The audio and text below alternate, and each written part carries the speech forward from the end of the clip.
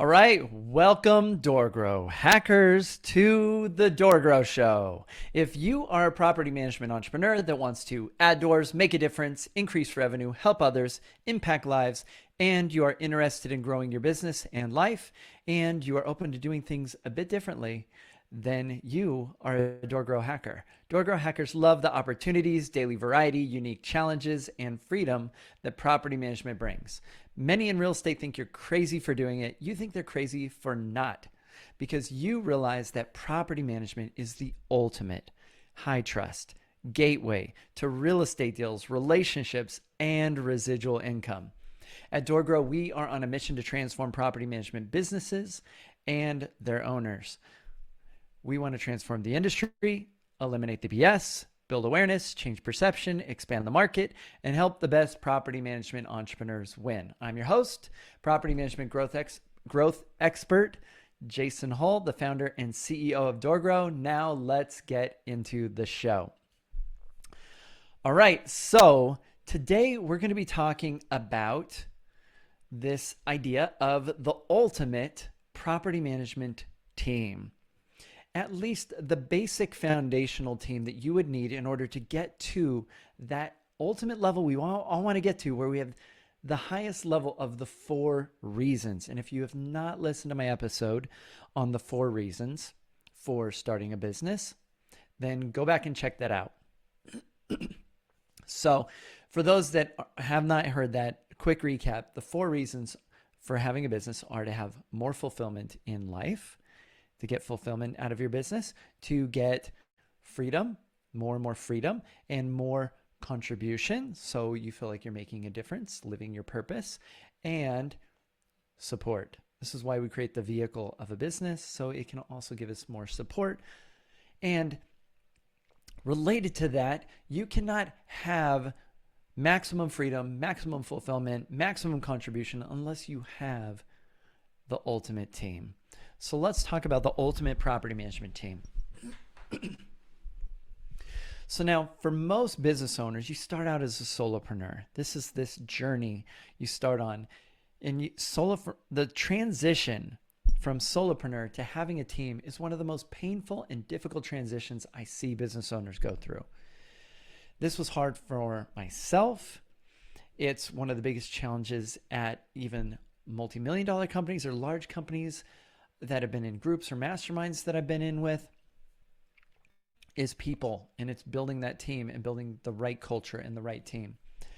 So in building the ultimate property management team, usually you're going to need a few key strategic ingredients, right? So the ultimate team would be basically you as a business owner, property management business owner, having a team that allows you to not have to do anything you don't want to do in the business. So let's say you just want to function as a business owner and maybe just hold on to a couple of little pieces that you enjoy or love doing. So here are some of the key people. So typically you're going to need at least probably about 5 team members. And in order to afford that, most property management businesses usually are going to need to be around 200 to 400 doors, typically. Now, I know there's this model out there, and a lot of people will bring up Steve Crossland. He's a really cool guy right here in Austin, does property management. And there is this Steve Crossland model of property management where you do everything. You do every single thing in the business. You do every single thing in the business. And if you're doing every single thing in the business, that's cool. But you might not enjoy that. You might not enjoy every single thing. Most of us as business owners, there's certain things we're really good at, and there's a lot of things we're really bad at. There's a lot of things I'm not good at, and I don't want to do those things. I don't enjoy doing those things. Those things are not fun for me. So I want other people to help me do those things. And not only that, but it becomes really difficult to try and do everything on your own. Now, is it more profitable if you can do every single thing yourself and you're willing to just dedicate all your time? Yes, right? You can make a lot more money maybe that way because you have very little cost. But you have to recognize, on a previous episode, I talked about the I talked about the 5 currencies. I think I talked about that. If I didn't, I'll do it in a future episode. But these currencies are time, energy, focus, cash, and effort, right?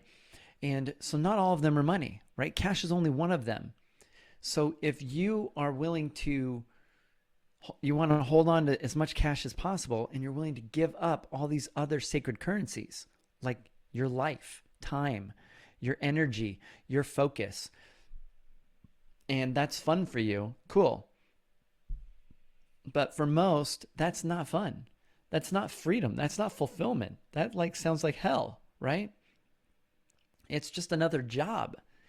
And if you want to be the guy for every maintenance request and every accounting problem and every sales call and or gal, by the way, or every leasing situation or every showing, right? Or like every operational challenge, you are not going to really, you're not going to have freedom. You're not going to have fulfillment. You're going to feel like you're going to be in a prison of your own creation.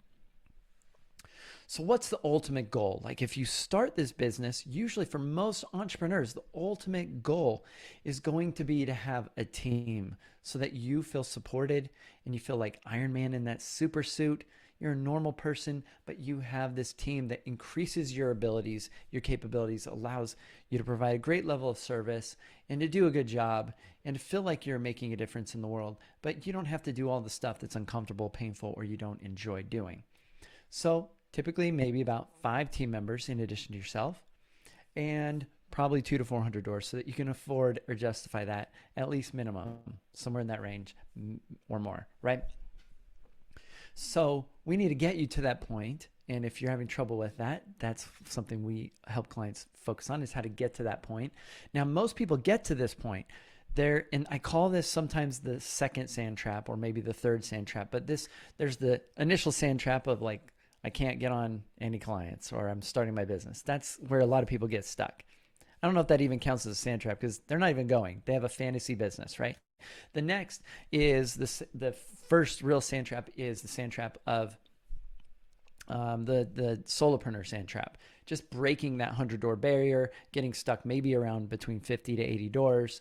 You can't grow any more. It's too painful. You can't manage any more properties than that on your own for most people. And you're struggling and you can't afford to hire anybody and you end up painted into a corner and stuck, right? First sand trap. Second sand trap is you are in that 200 to 400 door range and you have a team, but it's the wrong team.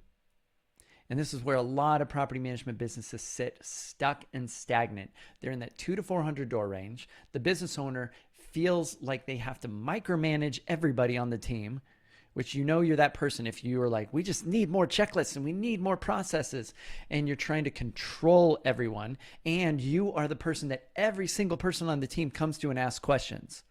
If every team member is coming to you and asking questions on a daily basis throughout your day, you do not have a very good team. You've built the wrong team.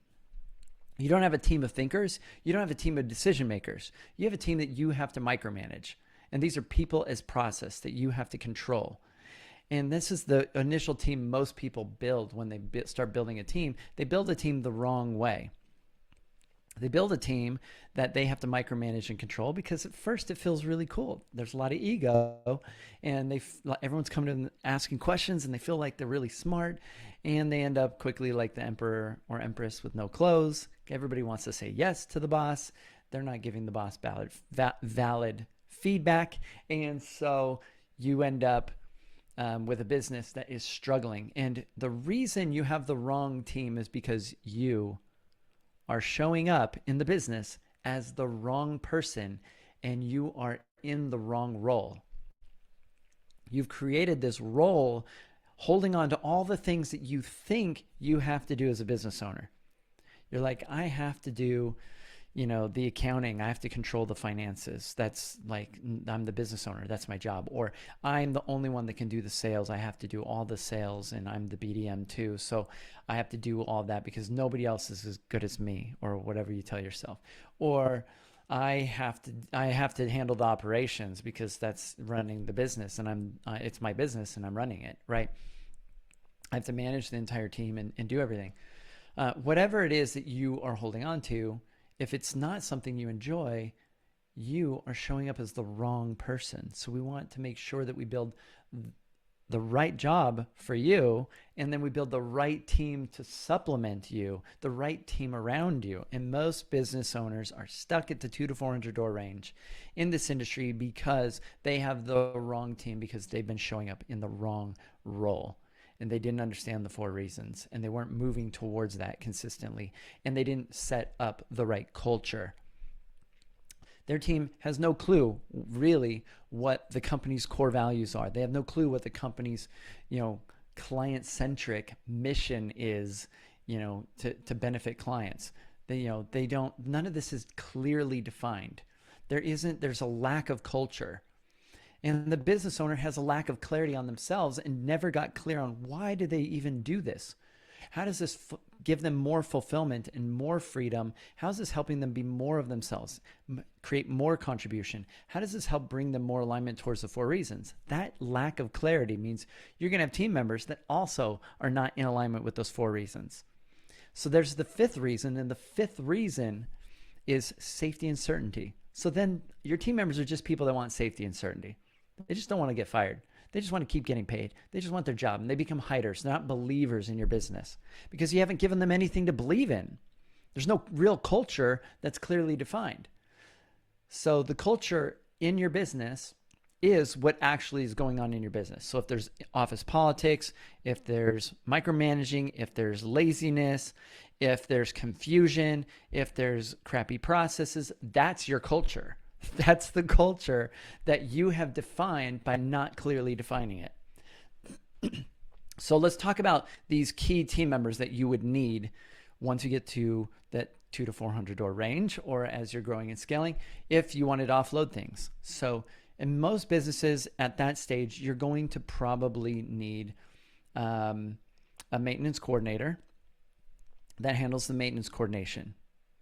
This could be an introverted person that's just really detail oriented and really good at remembering stuff and can facilitate tools like property meld and stuff like that. And they can make sure that, that was property meld, MELD. They can facilitate tools like this for communication, and nothing falls through the cracks with them because they're on top of that kind of stuff if they're the right personality. So you have a maintenance coordinator handling maintenance. It's a big piece of the business, right? You will probably need a property manager, somebody that handles the leasing side of things, that handles the onboarding of new tenants and new owners, that the salesperson hands people off to, and that is the boots on the ground person that goes out into the field and does certain things related to leasing and onboarding, that sort of thing. You'll also need an operator. This is probably the most important role, second to the visionary or the entrepreneur, which would be you, right? Those listening to this. So the operator is going to be the person that handles all the operational pieces. They're going to be very different than the visionary personality type. They handle all the details, make sure the team are doing what they're supposed to be doing. They make sure the team are doing what they're supposed to be doing. They make sure that meetings are being run on time and in a certain way. They're handling the strategic planning for the company, which we have a system that we teach clients called DoorGrow OS, which I believe is better than Traction or EOS or any of that kind of stuff that most of you are dabbling with out there. There's several advantages in DoorGrow OS over that system. Maybe that'd be another podcast episode. But you have an operator and they have an operating system, and they're going to make sure process documentation and systems and everything are working well and that the business runs. And they're basically the key person that's going to enact your vision and make sure your vision is coming to fruition. And they will ensure that it gets done. You will probably also need a BDM. You may love doing sales, and that may be one of the last things that you give up. And maybe nobody would be quite as good as you.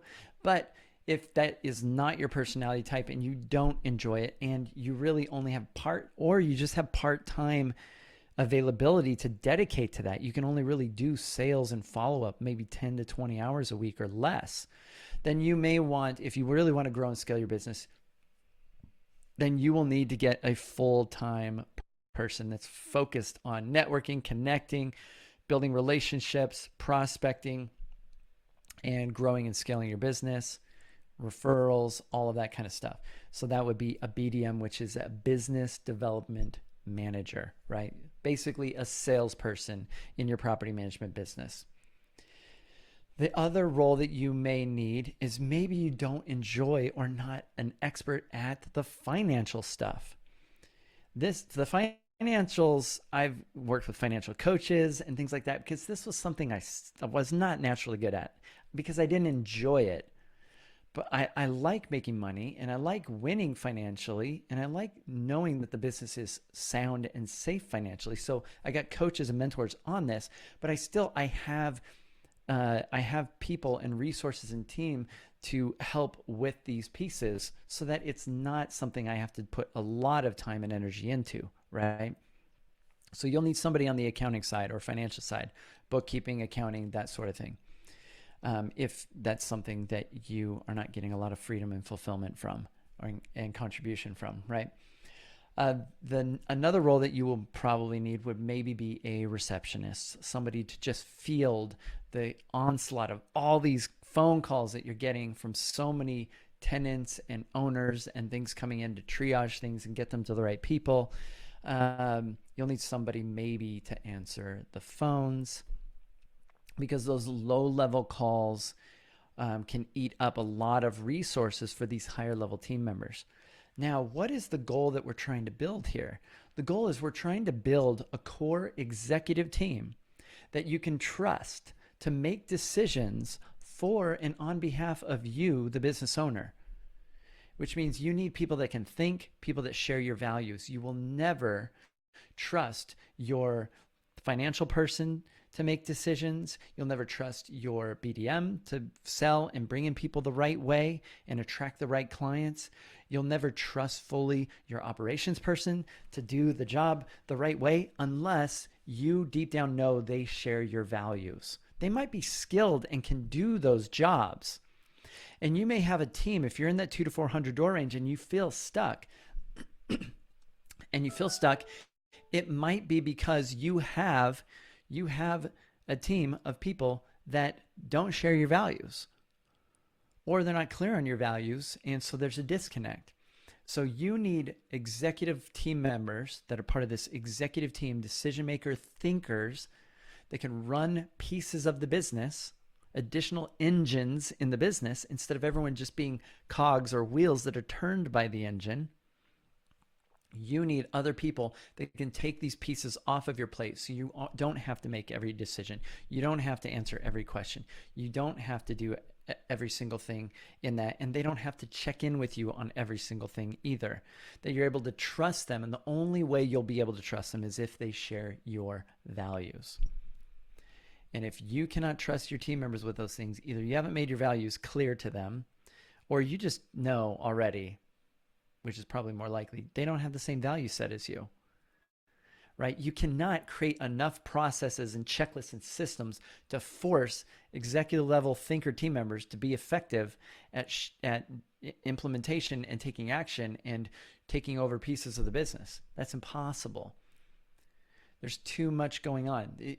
They need to share your values, and those values need to be clear to them and need to be related to them, and they need to buy into them and be believers in those values and believers in you and believers in the vision of the company.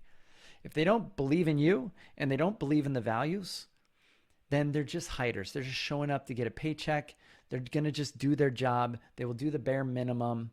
They're not going to do anything extra. They're not going to think or make decisions because they'll probably just make a mistake or get in trouble. So they're going to come to you and ask you to do it for them. Make this choice for me. And then you end up just with a whole bunch of people that are eating up your time instead of taking more of your time off of your plate. And so because they're just eating up your time asking all these questions. So that's kind of the ultimate team. Now, if you have other ideas or other team members, feel free to comment inside our Facebook group, which is the community for those that are fans of this podcast and that are fans of DoorGrow. You can go to doorgrowclub.com, which is our Facebook group, and you can join that group and let us know let me know, like, what does the ultimate team look like for you? I'd be curious to see if I missed something here, but these are some of the key team members that I've seen people need in their businesses in order to offload and take things off their plate.